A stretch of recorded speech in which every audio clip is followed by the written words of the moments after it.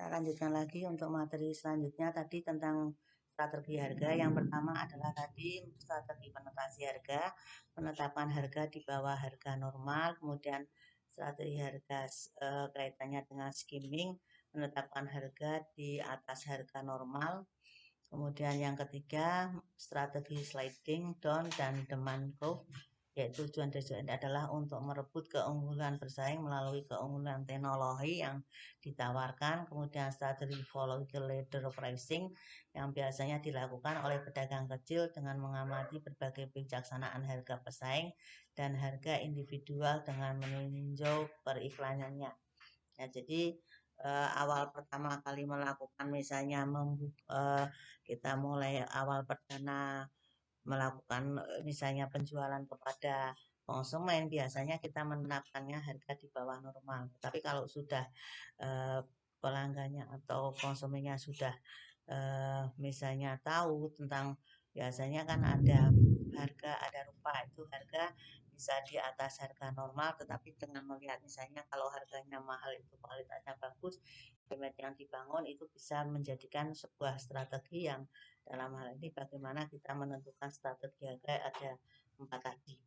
Kemudian untuk menentukan harga pokok ini tergantung dari harga pokok dengan harga jual, misalnya berapa keuntungan yang Anda inginkan dari harga yang misalnya dalam hal ini untuk produksinya, kalau misalnya memang diproduksi sendiri, tapi kalau tidak dari belinya berapa, kemudian mau dijual ke konsumen lagi berapa, apakah 10% atau 20%, tergantung dari individualnya. Dan ini ada penentuan harga pokok ini, ada yang strateginya lewat cost plus pricing, ya dengan misalnya mengambil keuntungan harga penjualannya itu misalnya harga produksinya 100.000, kemudian ada biaya penjualan dan lain-lain misalnya 20.000, kemudian mengambil profit margin 24.000, maka berarti harga yang penjualan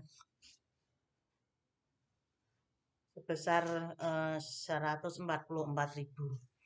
Itu yang berkaitan dengan penentuan harga pokok yang dalam ini adalah strategi cost plus pricing. Kemudian penentuan harga pokok yang kedua berdasarkan break even point atau BEP.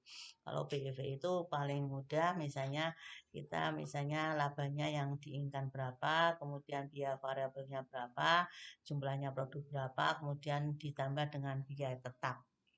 Biaya tetap itu biaya yang tidak tergantung dari jumlah produk yang dihasilkan. Tapi kalau biaya variabel adalah biaya yang tergantung dari besar kecilnya produk yang dihasilkan. Sedangkan apa yang diinginkannya berapa persen dari nilai tersebut ya dibagi dengan jumlah produksinya.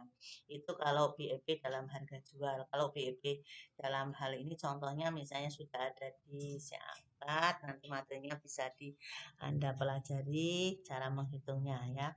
Berkaitan dengan yang BEP point. Kemudian untuk strategi pasar yang berkaitan dengan ada promosi yang dalam ini termasuk dari tadi marketing mix itu ada 4, ada produk, kemudian ada harga, ada promosi, ada distribusi. Untuk promosi sendiri itu adalah merupakan cara berkomunikasi dalam menawarkan barang dan jasa supaya konsumen mengenal dan langsung tertarik kemudian membeli. Ini adalah promosinya. Ada beberapa jenis promosi yang di dalam marketing misalnya promosional mix ada 5, ada periklanan, ada promosi penjualan, ada sales atau wira niaga, ada pemasaran langsung, ada humas. Ada humas itu biasanya melalui publisitas ya. Jadi kalau di manajemen pemasaran itu promosional mix, ada periklanan, ada personal selling, ada publisitas, kemudian ada promosi penjualan. Di sini ada tambahan, ada pemasaran langsung kalau di kewirausahaan. Kemudian ada 3 elemen dalam promosi, yaitu ada pembentukan merek atau branding. Kemudian yang kedua adalah layanan kepada konsumen berupa misalnya adalah komunikasi dan penyampaian sebuah informasi, dan bagaimana 3 elemen dalam promosi ini. Yang ketiga adalah menciptakan kesetiaan pelanggan. Ini perlu, kalau kita sudah punya pelanggan, kalau bisa jangan sampai pelanggan itu lepas. Bagaimana upaya kita agar pelanggan itu adalah setia. Ini adalah merupakan 3 elemen dalam promosi yang berkaitan dengan tadi pembentukan merek, branding. Kalau dia membuat produk sendiri ada mereknya, ada brandingnya. Bagaimana kita melayani konsumen dengan menggunakan bahasa yang komunikatif dan informatif. Kemudian yang ketiga adalah bagaimana kita mencoba untuk menciptakan kesetiaan pelanggan. Saya kira untuk materi yang berkaitan dengan strategi pemasaran, cukupkan. Mohon maaf tadi ada kendala sedikit yang berkaitan dengan pada saat saya memberikan perkuliahan lewat video ini.